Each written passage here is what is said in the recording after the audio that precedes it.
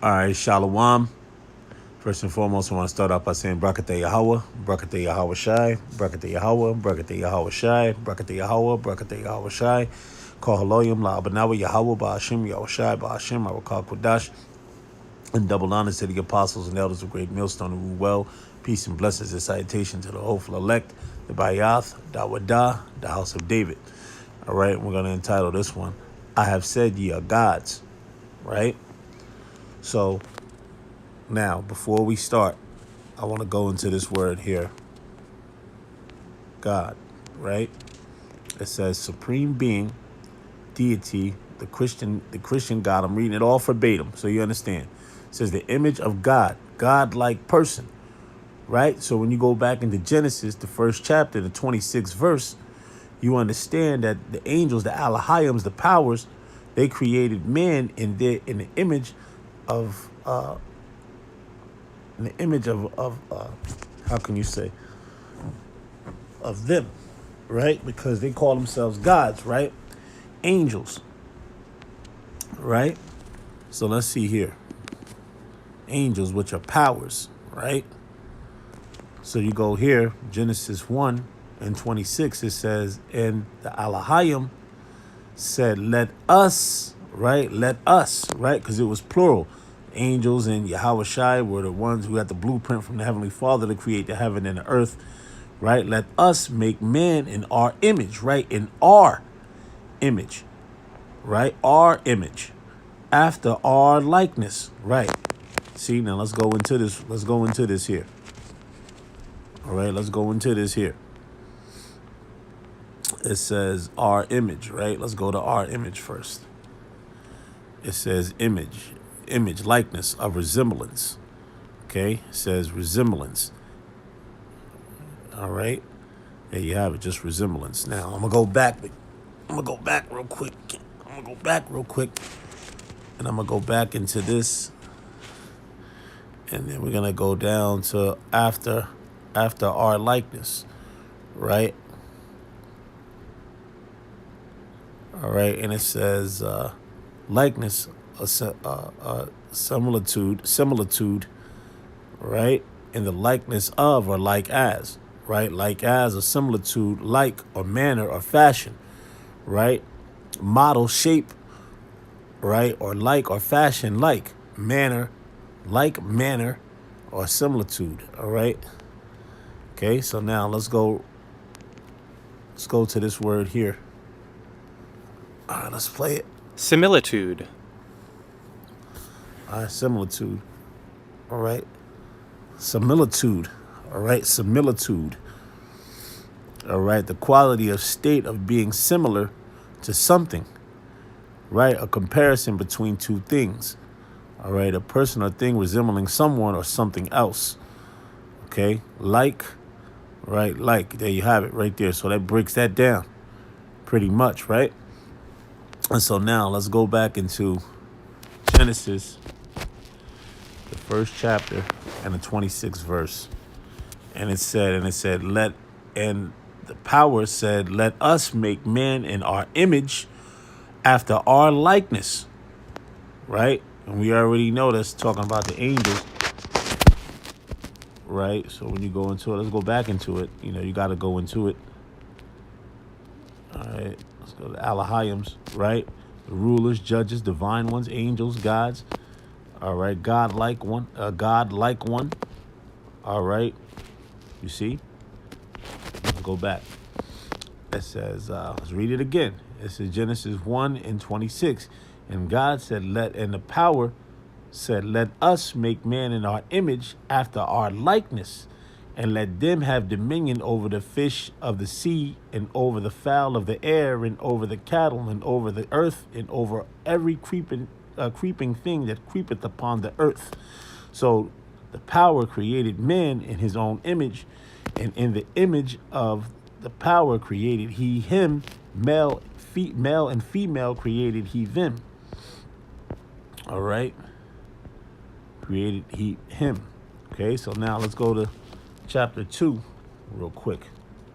Genesis chapter 2, because the point of it is, right, if we are the inheritance of the Most High, right, The scriptures say ye are gods, right? So listen, let's go to chapter 2. And let's jump down to verse 7. It says, and the Lord, now this is where you see Yahweh at, right? The Lord, Yahweh, power formed man of the dust of the ground and breathed in his nostrils the breath of life, right? Meaning the knowledge, the understanding, all right? The understanding, the wisdom. And man became a living soul, all right? Okay, so he became a living soul, right? So now let's jump to verse.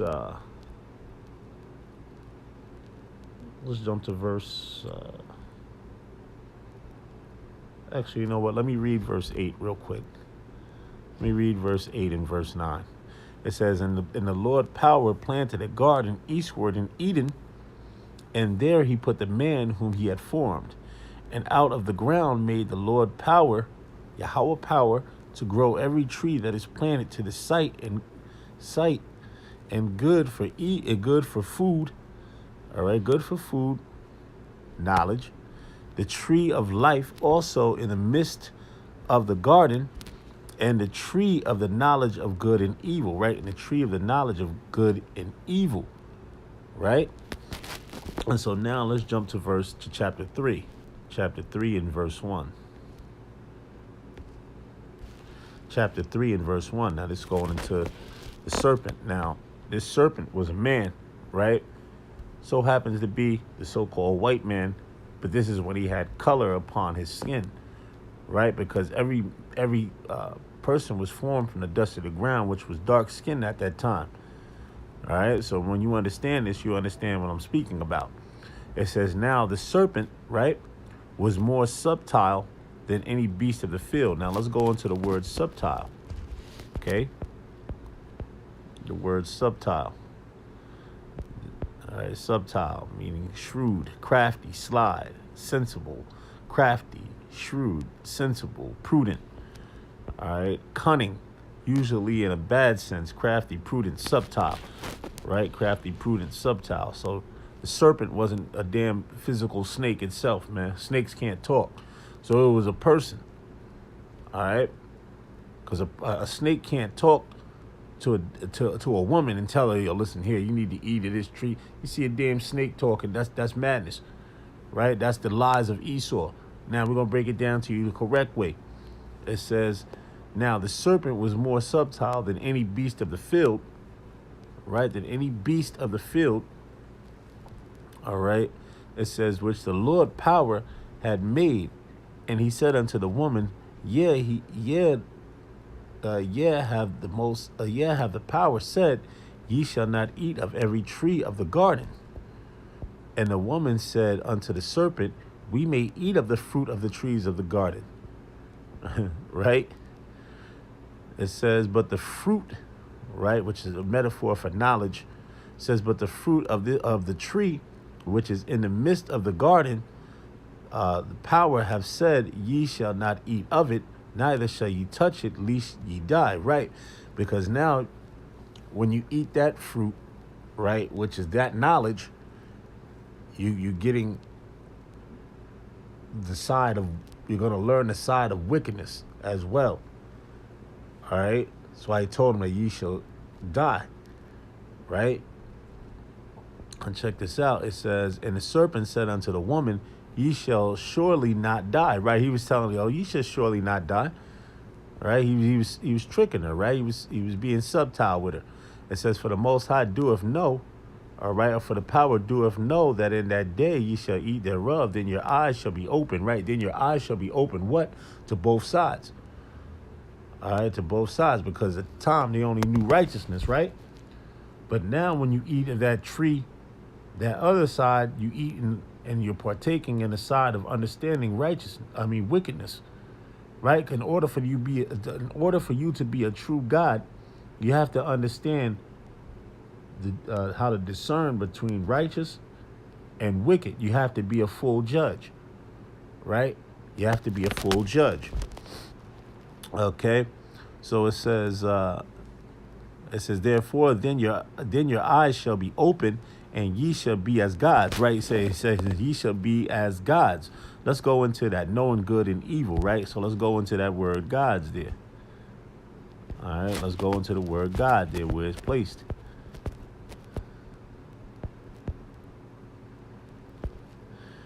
See, Alahayim goes back to Alahayim, rulers, judges, divine ones, angels, gods, God-like one, right? See? Now let's go back. See, you're going to understand, because you're going to understand how to truly judge, how to truly have discernment of righteousness and wickedness, right? So ultimately, the Most High made us go off. Ultimately, the Most High made it to where he went off. All right, where they went off. Right? See? So let's show it here. Let's keep reading a little bit more. It says, verse 6, it says, and when the woman saw that the tree was good for food, right, for the knowledge, meaning the knowledge to eat of, right? Because it wasn't a damn apple there, like Esau like to say, this damn devil. All right, she took hint to every word that this subtile man, right, was speaking, right? And she digested it and took the philosophies back to Adam. So he ate of the philosophies as well. He listened to the philosophies and followed them as well. It says, and that it was pleasant to the eyes, right? It was pleasant to the eyes. And the tree to be desired to make one wise. See, right? The tree to be desired to make one wise. She took of the fruit thereof and did eat. So she took of the knowledge of that, took of the knowledge of what this serpent was saying, right? And ate it up, right? Meaning digested it into her brain. Okay? And gave also unto her husband with her, and he did eat. So she came back speaking the same thing. And he took it and digested it into his brain, Adam, right? And he went off. You see? He went off. It says, and the eyes of both of them were open. Right. Now the eyes of both of them were open. They were naked. When somebody's naked, meaning they revealed. You see everything. All right. And they knew that they were naked, right? And they sewed fig leaves together and made themselves aprons. All right. You see, and that's why it says, verse 8, it says, and they heard the voice of the Lord Yahweh, power, walking in the garden in the cool of the day, and Adam and his wife hid themselves from the presence of the Lord power among the trees of the garden, right? They were among the other, tried to hide themselves among the other nations. All right. It says, and the Lord power called unto Adam and said unto him, where art thou? And he said, I heard thy voice in the garden, and I was afraid because I was naked and hid myself. And he said, who told thee that thou was naked? Right? He said, who told thee that thou was naked? Right? Because all they knew was righteousness. So he said, who told thou that I was naked? It says, hast thou eaten of the tree whereof I commanded thee that thou shouldest not eat? And the man said, the woman whom thou givest to be with me, she gave me of the tree, and I did eat. She gave me of the knowledge, and I did eat. Right? You see? The woman, the serpent went to the woman because she's more, you can entice the woman more, right? The woman is more easy to be tricked. Versus the man, he's not easy to be tricked, right? Because the breath of knowledge was breathed into him, and he understood, right? He understood what was righteous, right? With a woman, she's easily to be beguiled, okay?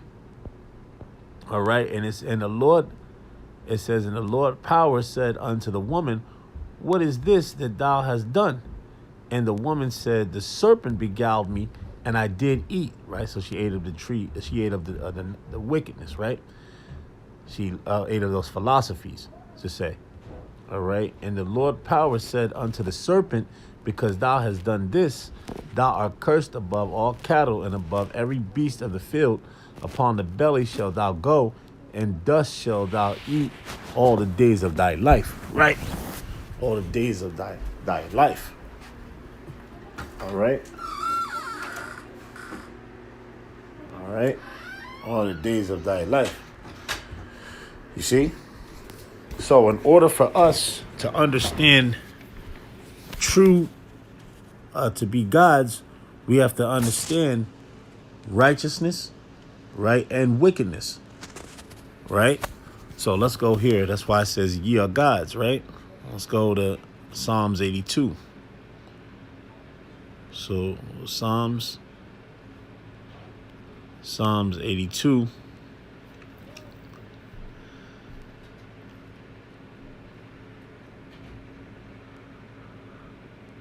Psalms 82 and 6, I have said ye are gods, and all of ye are the children of the Most High, right? And all of us are the children of the Most High, all right? It says, but ye shall die like men and fall like one of the princes, right? Because we have to understand, the difference between righteousness and wickedness. And to be a full judge, you have to understand the difference of righteousness and wickedness. Right? It says, arise, O judge the earth, for thou shalt inherit all nations. Right? So let's put this word God in real quick.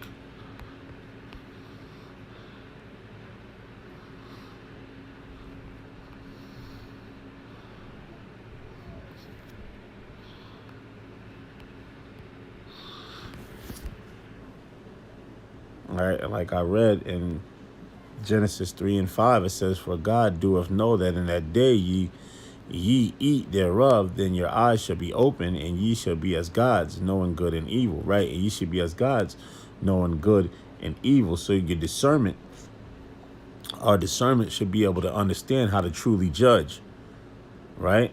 How to truly judge. Okay, so let me go here real quick.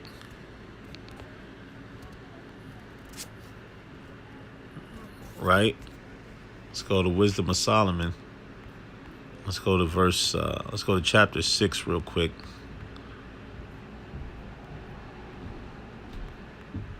I'm going to go to chapter 6 real quick. Let me see, 6 and 1. It says, hear therefore, O ye kings, and understand, learn ye that be judges of the ends of the earth. Right? Love ye that be judges of the end of the earth. Because a true judge, right, is someone who has understanding of righteousness and wickedness at the same time. All right, so you be able to judge matters. You be able to judge small matters. You be able to judge big matters. All right, big matters. You see? So in all, you'll ultimately understand that true judgment is of somebody who understands righteousness and wickedness. It says, give ear ye that rule the people, right? And guess what? A judge, because the Israelites are the inheritance of the Most High, right? We're the judges of the earth, right? We're going to be the rulers, and starting with our big brother Yahweh Shai, right? We're going to be the rulers in the kingdom, right? It says, in glory in the multitude of nations. It says, for power is given you of the Lord, and the sovereignty from the highest. Who shall try your works and search out your counsels, right? Who shall try your works and search out your counsels, right? See? All right. All right. So let me see here. See if I got another one. Let me go up to the first one. Let me go up to the first chapter of Wisdom of Solomon. All right, here it is right here. It says, love righteousness, ye that be judges of the earth. Think of the Lord with a good heart, and in simplicity of heart seek him. Right. So let's go back into here. Let's go into the word inheritance.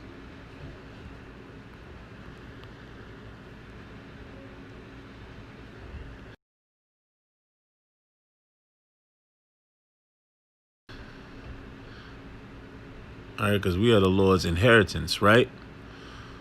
So being that we are the Lord's inheritance, being that we are the gods of the earth, being that we had to fall from just understanding righteousness to where the serpent has said, because he understood that we had to learn we had to learn wickedness as well. We had to learn both sides. So understand that that's why ye are gods, man. because a true God understands how to judge matters of righteousness and wickedness, man. All right, of righteousness and wickedness. All right. Let me just get this here. Let me see if I can find it here real quick.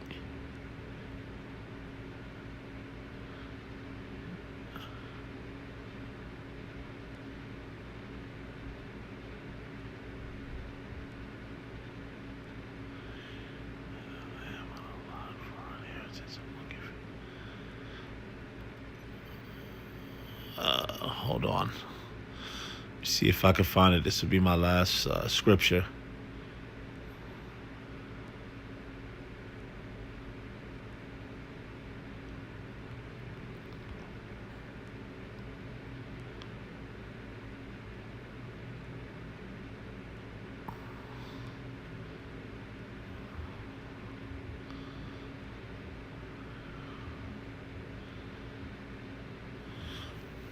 All right, well, let's read Deuteronomy 9:29. It says, yet they are thy people, right? Talking about Israel and thy inheritance, right?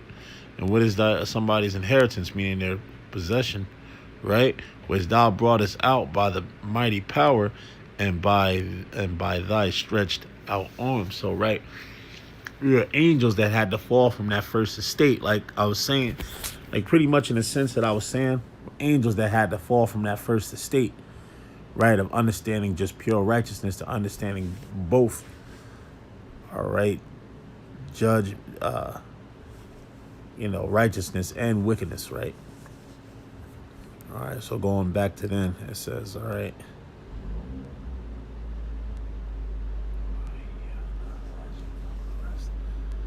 All right, because the angels understand, the angels they understand righteousness and wickedness, man.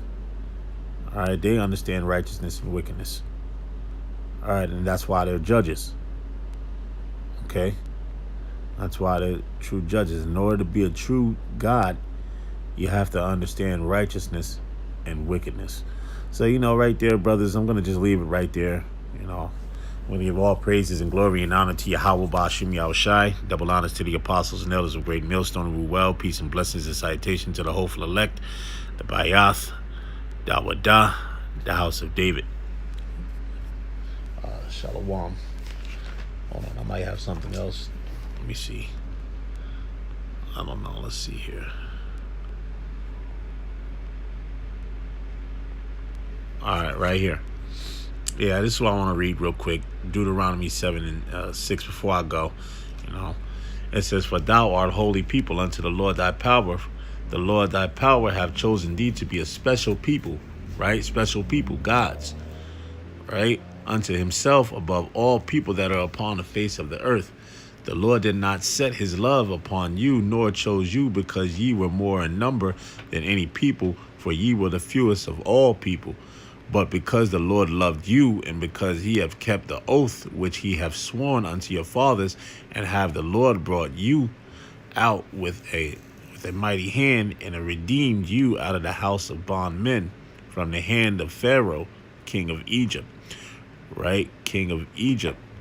It says, know therefore that the Lord thy power, he is power, the faithful power, which keepeth covenant and mercy with them that love him and keep his commandments to 1,000 generations. You see? So you understand, like, spiritual powers is a part of being a God.